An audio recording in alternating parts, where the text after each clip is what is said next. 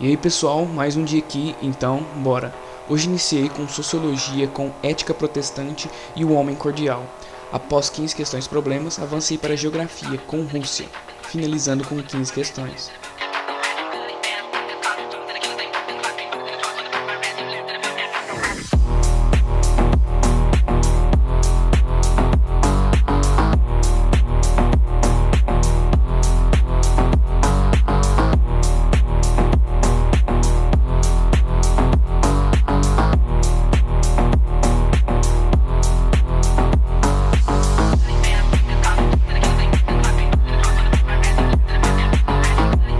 Também fiz 20 questões da prova do primeiro dia do Enem.